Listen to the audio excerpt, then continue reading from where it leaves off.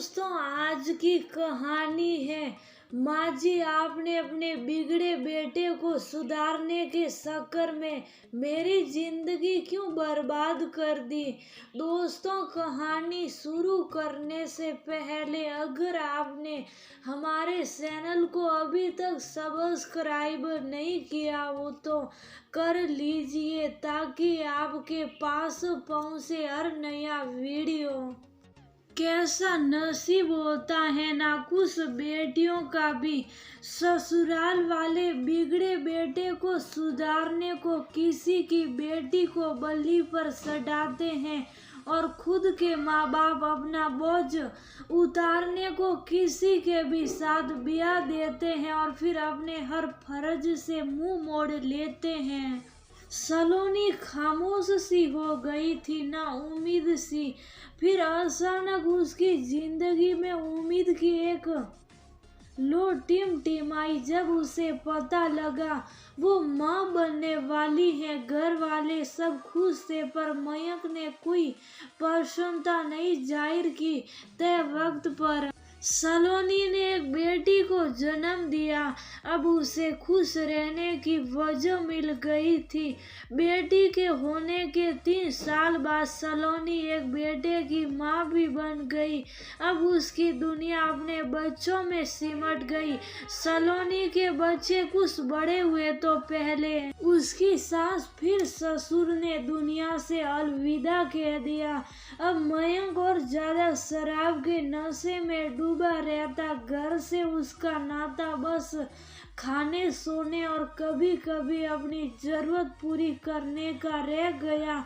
अब सलोनी को मयंक के सुने से भी सीढ़ होने लगी थी, क्योंकि कोई किसी की जरूरत बनकर कब तक रह सकता है। जब उसने इसका विरोध किया तो मयंक ने उस पर हाथ उठा दिया। बस यही वह शख्स था जब उन दोनों के बीच जो मामूली रिश्ता मयंक की जरूरत का था वो भी खत्म हो गया। सलोनी ने घर तो नहीं छोड़ा, ऐसे भी जाति कहाँ 2 बच्चों को लेकर इतना सामर्थ्यवान माँ बाप ने बनाया नहीं था जो उनकी परवरिश अकेले कर पाती। माँ बाप अब दुनिया में रहे नहीं थे, वैसे भी जब थे तभी उसका साथ कहाँ दिया था उन्होंने। दिल तो कभी उसके और मयंक के एक हो ही नहीं पाए थे। अब कमरे भी अलग हो गए, वैसे भी अब घर में कोई नहीं था जिसके सामने मयंक उसे पत्नी मानने का दिखावा करता। मयंक अब उसे हर दिन जलील भी करता था। अपने बच्चों के लिए वह सब बर्दाश्त करती थी, क्योंकि अपने और मयंक के रिश्ते की आस से वह अपने बच्चों का भविष्य नहीं खराब करना चाहती थी। सलोनी दिन में तो बच्चों के साथ व्यस्त रहती, पर रात की तन्हाई उसे अपनी गुजरी जिंदगी का हर शख्स याद दिलाती रहती। वो जब अपनी सहेलियों को सुखी दाम्पत्य जीवन जीते देखती तो एक हुक सी उड़ती मन में।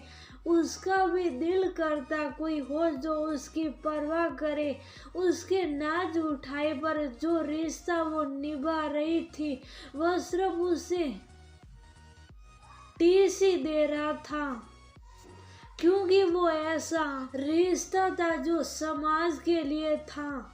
बस दिल से तो टूट चुका था और उसके टूटे हुए टुकड़े सलोनी को हर दिन सलनी करते थे।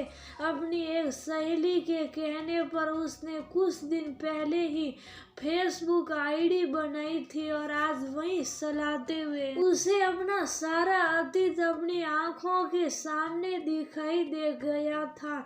उसने उन पंक्तियों को सेव किया और गालों पर आए आंसुओं को पोंछ दोनों बच्चों के माथे चूम लिए और लेट गई।